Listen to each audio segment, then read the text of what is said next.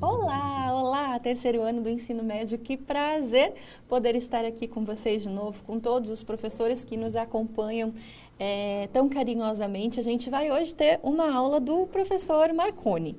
E qual é o título da aula? Vejam aí, quem poderá nos defender? O papel do Estado e das leis.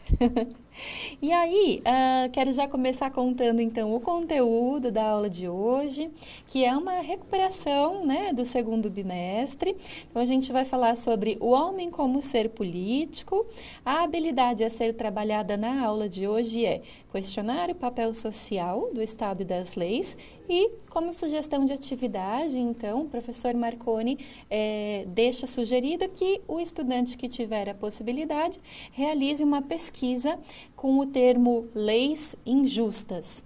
O professor sugere também uma leitura crítica das 19 leis naturais propostas por um autor inglês, um filósofo inglês chamado Thomas Hobbes. Quando a gente fala em leitura crítica, a gente quer dizer aquela leitura bastante atenta, bastante cuidadosa e tendo em mente como é que eu posso compreender, como é que eu poderia compreender essa proposta do Thomas Hobbes, pensando um pouquinho no contexto histórico em que ele estava escrevendo, né? E tentando cotejar, tentando comparar, então, com o contexto histórico que a gente vive hoje, certo? Quero começar, então, trazendo uma problematização que o professor Marconi já coloca logo de cara para vocês, que é a seguinte: qual a diferença entre Estado e governo? Marconi, quanto tempo será que o pessoal precisa? 90 segundos, Fê, acho que tá legal. 90 segundos. Combinado, a gente já se vê.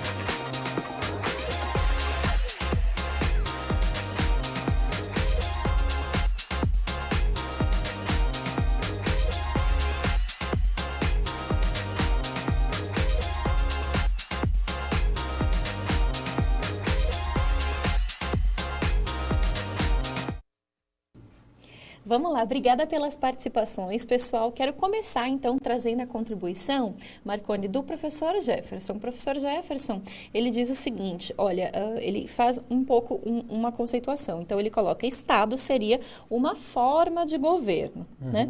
Por outro lado, o professor Sidney, que traz a contribuição dos estudantes dele, diz o seguinte, o Estado é aquilo que permanece, enquanto o governo é aquilo que muda, assim, sazonalmente, de tempos em tempos, de acordo com as eleições. Perfeito. Obrigado, Sidney. Obrigado, Jefferson. Obrigado, Fê, pela contextualização da sugestão de atividade.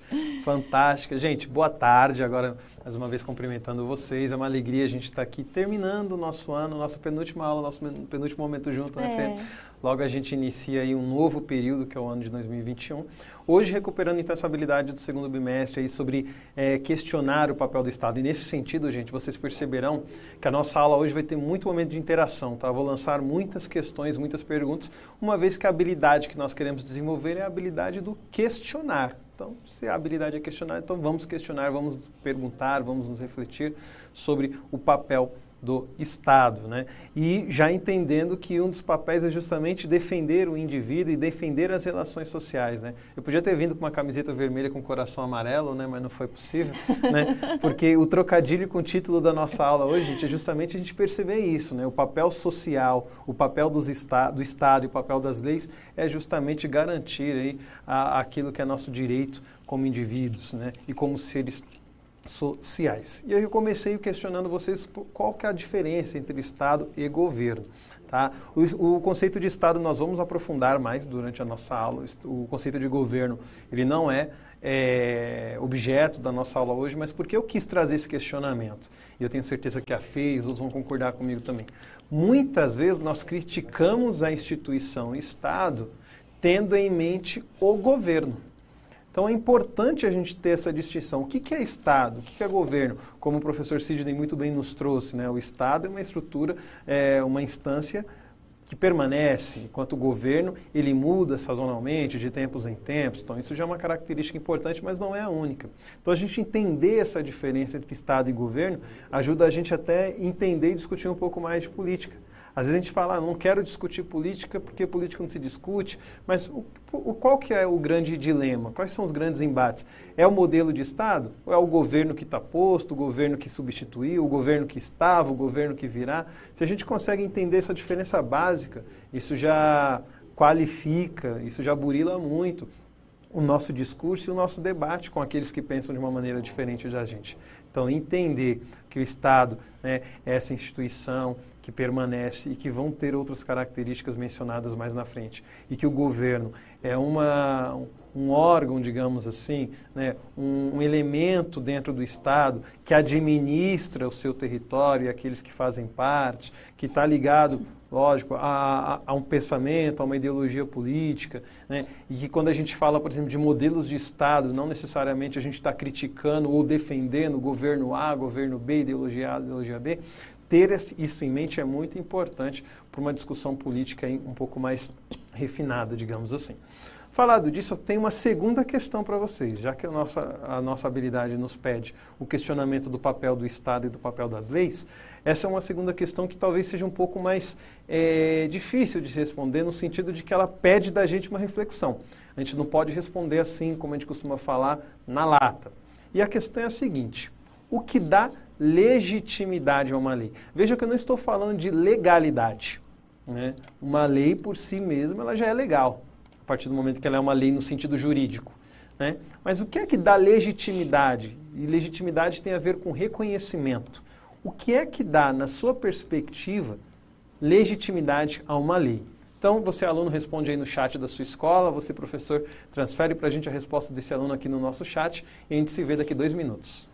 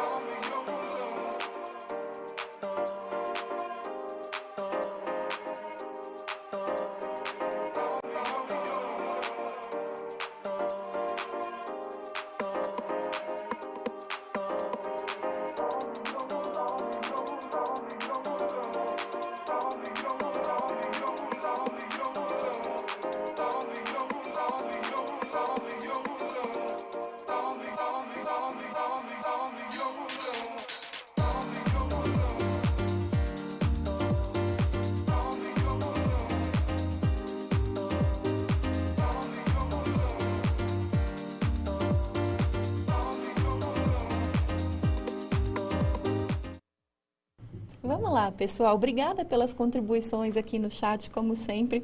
Eu quero só fazer uma colocação, né? O professor Vanderlei falou assim, Marconi, penúltima aula já, foi muito bom conhecer vocês. Professora Solange fala, é verdade, essas aulas foram um presente, mas foi mais para a gente do que para... Com certeza, né? Aprendemos muito.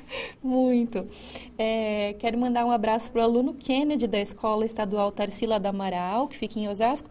O Kennedy também trouxe aqui uma resposta para a sua pergunta, Marconi. Ele disse que o que dá legitimidade a uma lei é assim, se as pessoas respeitam ou não, se cumprem ou não o que está disposto nesta lei, né?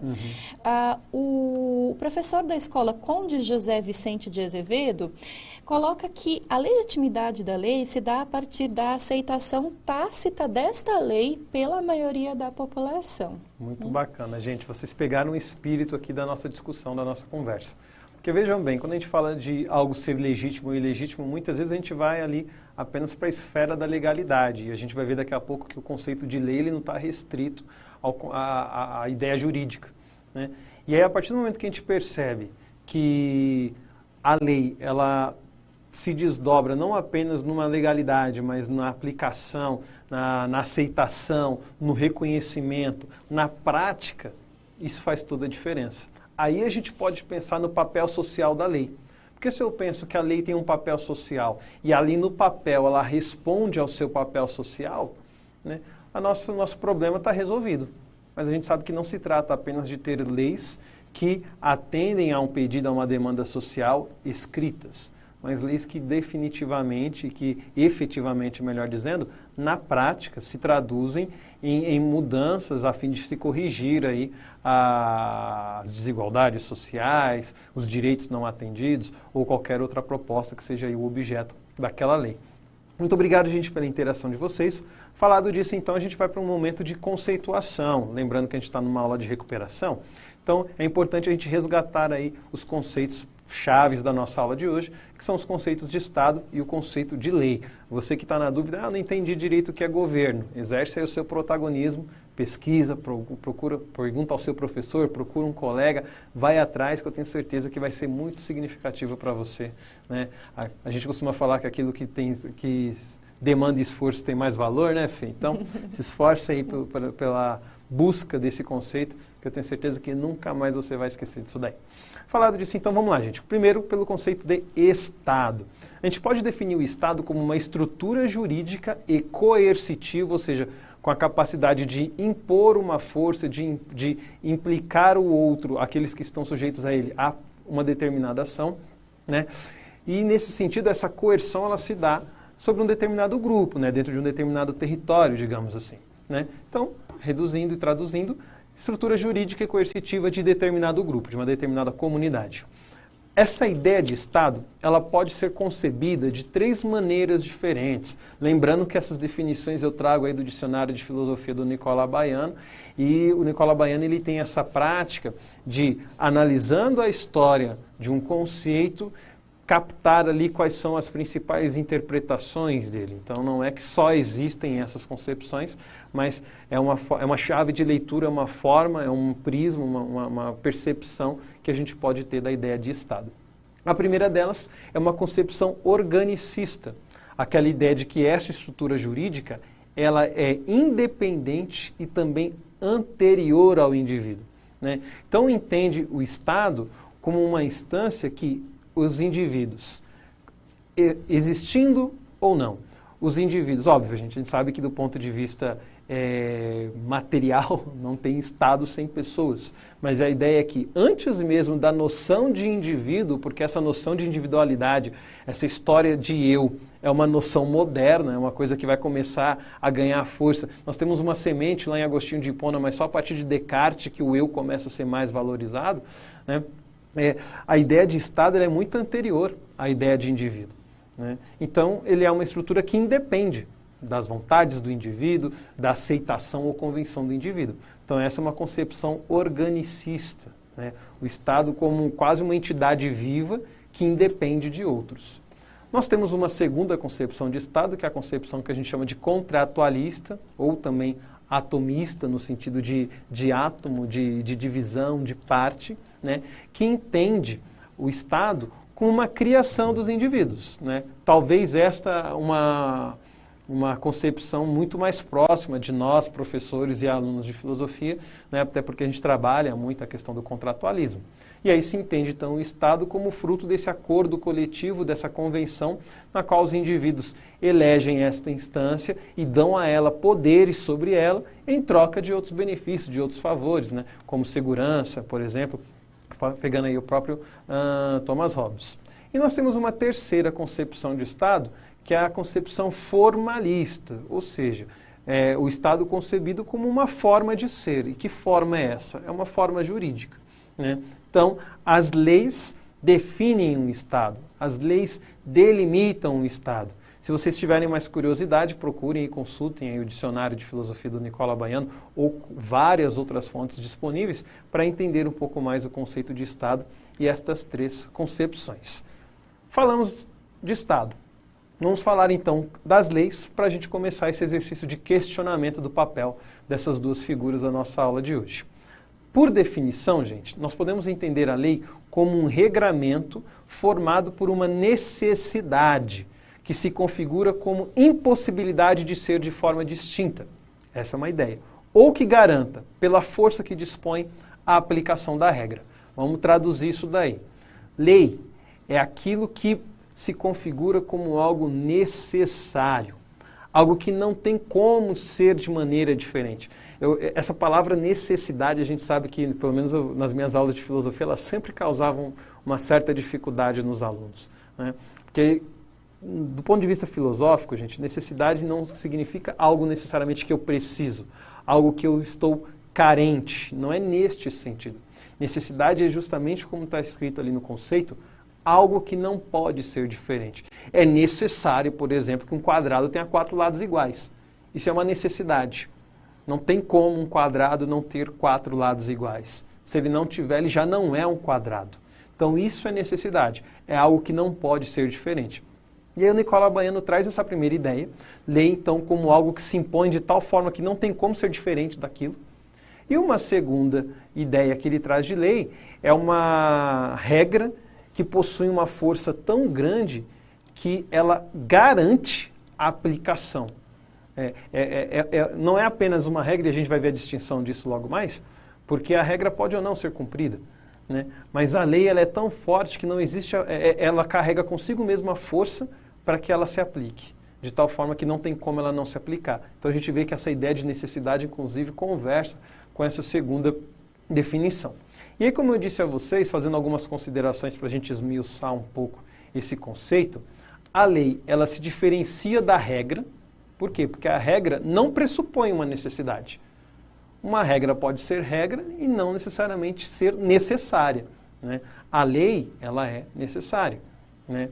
Nós temos uma regra, por exemplo, que os nossos slides são azul claro, né? Mas não é necessário que eles tenham essa cor. A gente pode mudar a cor do slide daqui a um tempo, né? Fala a gente de forma de falar, né? Eu e a Fê, a gente não vai ser os revolucionários dos PPTs do centro de mídias, mas é uma regra que a gente pode modificar, não é uma necessidade. Então, a regra não tem consigo a necessidade que a lei possui.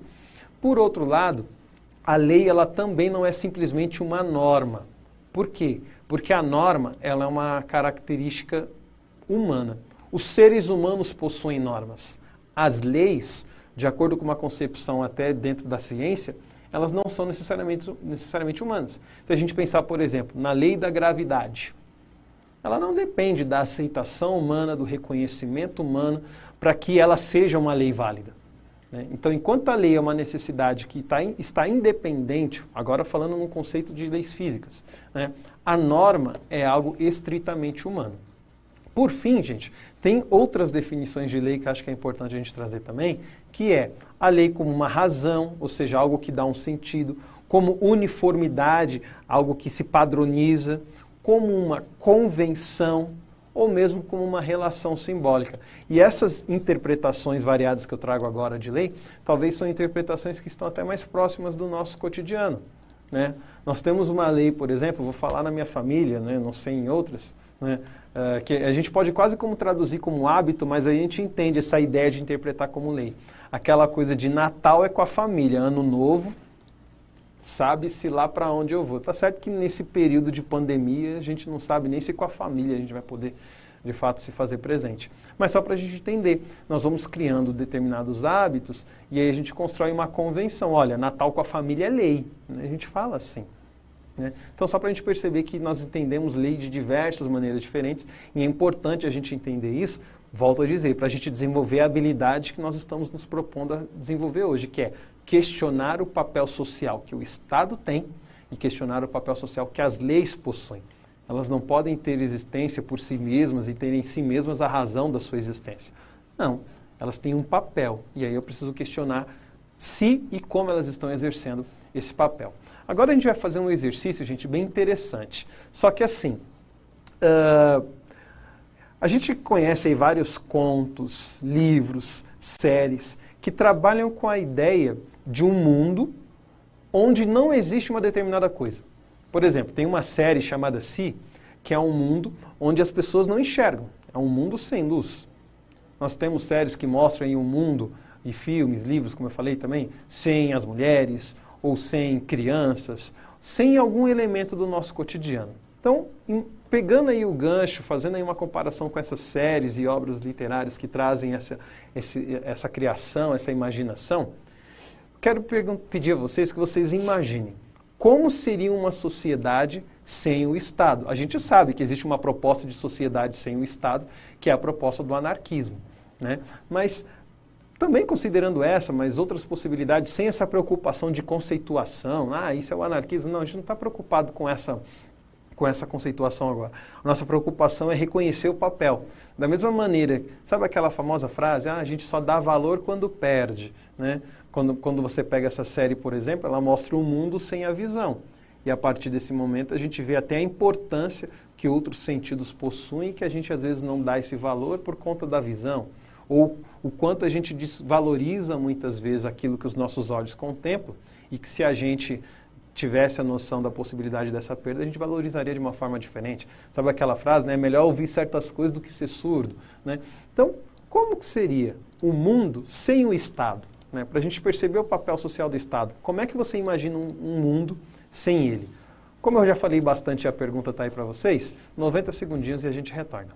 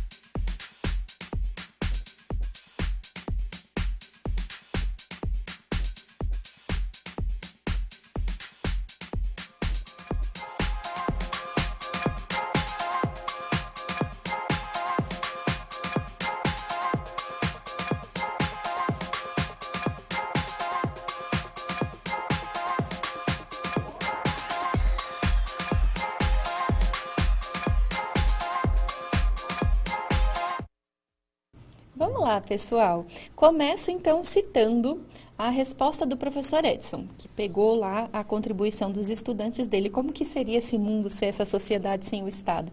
Ele usa uma expressão, ele pôs assim, seria um salve-se quem puder, uma coisa impossível, né?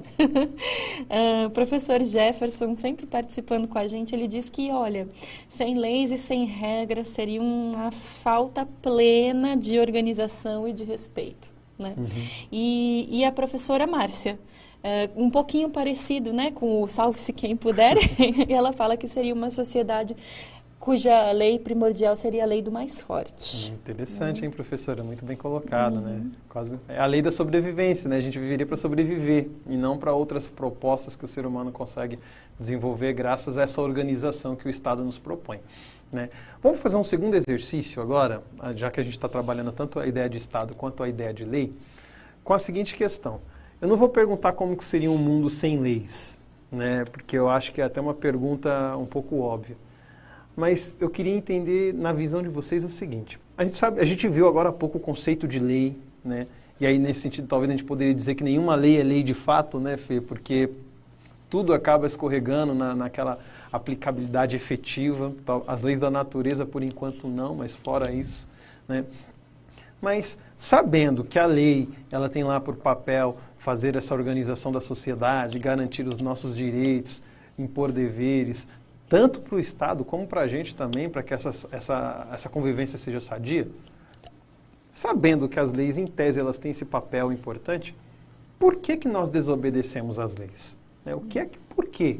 O que faz com que a gente, sabendo que uma lei é uma lei, ou seja, em si ela carrega uma força que deveria nos levar à obrigação, quase na ideia de Kant, né, o imperativo categórico, algo que precisa ser feito, que deve ser feito, mas nós não cumprimos muitas vezes, né, diversos tipos de lei.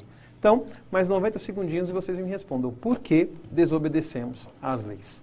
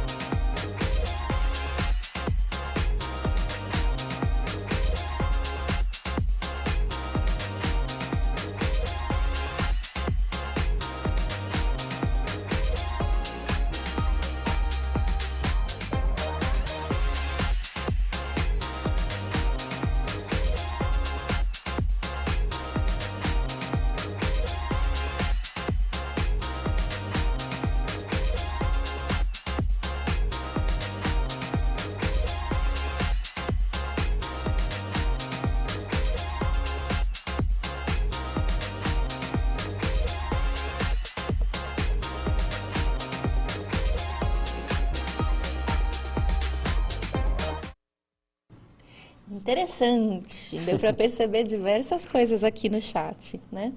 A professora Cibele, ela coloca assim, bom, por que desobedecemos as leis? Legal que, assim, os professores trouxeram motivos bem variados, né? A professora Cibele fala, muitas vezes a gente desobedece as leis por revolta, né? Com as condições cotidianas, enfim. Interessante. Professor Jefferson, normalmente a gente desobedece a lei por falta de credibilidade da própria lei, né?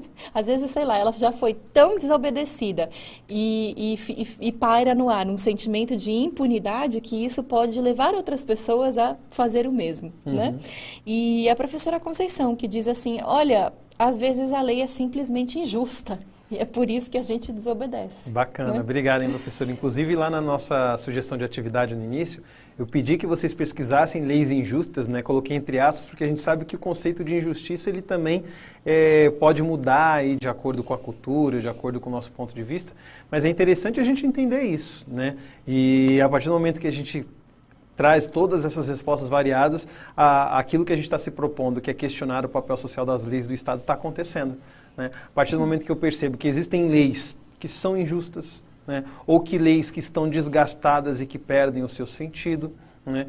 Lembrando que, obviamente, nós temos outras situações também, porque a gente precisa reconhecer que existem leis que são justas e que também são desobedecidas, né? E o que leva as pessoas a desobedecerem essas leis. Então, eu até conversava com a Fê aqui em off que só essa pergunta a gente poderia utilizá-la a aula inteira e talvez mais de uma aula só para a gente puxar cada justificativa que a gente daria para esse fato de nós desobedecermos às leis. O que não quer dizer que elas não tenham um papel importantíssimo na organização da sociedade.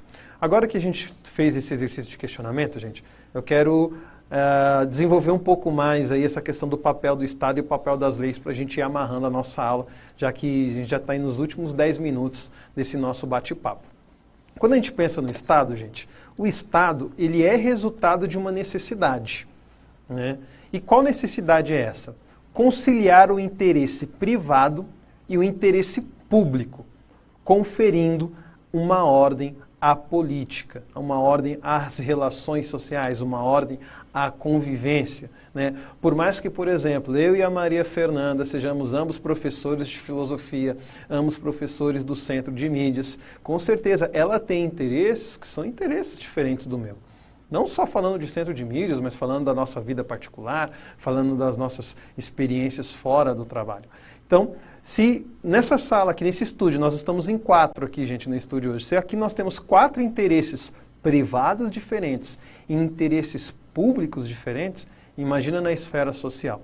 Então, o Estado existe para conciliar, para tentar colocar aí na balança e dar uma equalizada nesses interesses conflituosos, nesses interesses distintos que cada um de nós carregamos. Trazendo aqui os ingredientes, digamos assim, os elementos que constituem um Estado, num segundo momento, eu trago para vocês a ideia de que um Estado ele é composto por um povo, e aqui a gente está dando uma definiçãozinha de dicionário mesmo, né? Até puxando um pouco da sociologia. Ele é constituído por um povo, por um território, por leis e uma administração, governo, né? E, além disso, para que ele consiga cumprir com a sua função, que é a função de conciliar esses interesses públicos e privados, ele necessita da soberania. O que isso quer dizer, gente? Quando a gente pensa no Estado, a gente tem um povo que compõe esse Estado, que está localizado num espaço geográfico, que possui leis legítimas, reconhecidas e que é administrado por um governo também legítimo, reconhecido. Quando eu entendo esses ingredientes, isso aí começa a fazer sentido. Aquela discussão toda que a gente teve na Venezuela no ano passado, por exemplo, por que deu tanta conversa? Aquele governo é legítimo ou não? Aqui a gente não vai responder essa pergunta, mas a discussão estava em cima disso. É um governo legítimo?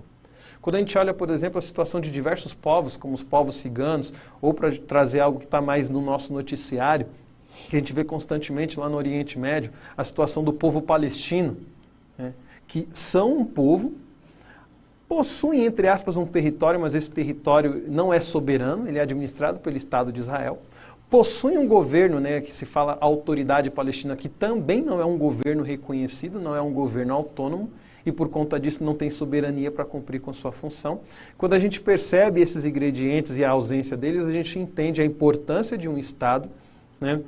Tem um filme muito interessante, por exemplo, antigo, chamado O Terminal, que ele mostra, por exemplo, um homem que está viajando e durante a viagem dele há um golpe de Estado na nação dele e por conta disso aquele governo passa a ser não reconhecido.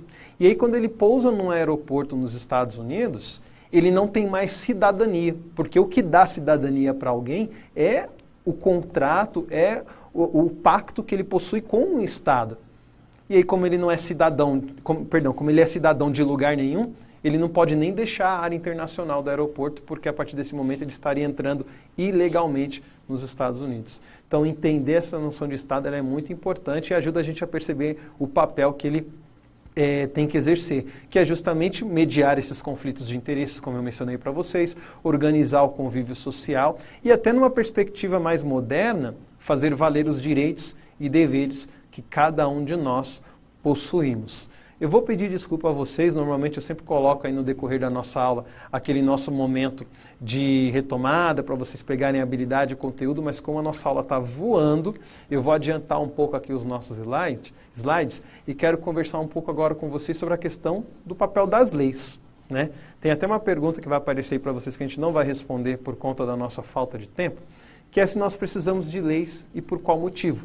Mas como eu dizia a vocês logo mais, a gente percebe que uma vez que há conflitos de interesse, uma vez que eu quero uma coisa, a Lu, nossa produtora, quer outra coisa, a Fernanda quer outra coisa, cada um de nós queremos uma coisa diferente, é pela força da lei, até para que não seja necessária a força física, o poder policial, né? É por meio dela que a gente consegue mediar esses interesses. E isso é muito importante, gente. Para analisar como isso é sério. Se não existissem as leis, qual que seria a força, o meio, o mecanismo, o instrumento que o Estado teria, ou que a Fernanda teria, eu teria, cada um de nós teríamos, para poder conseguir conquistar, lutar por aquilo que a gente entende como um direito? Seria a violência. Então a gente já percebe que a lei ela existe justamente para prevenir a violência nas suas mais diversas dimensões, não apenas a violência física, mas a violência simbólica, né, e tantas outras violências que existem, né.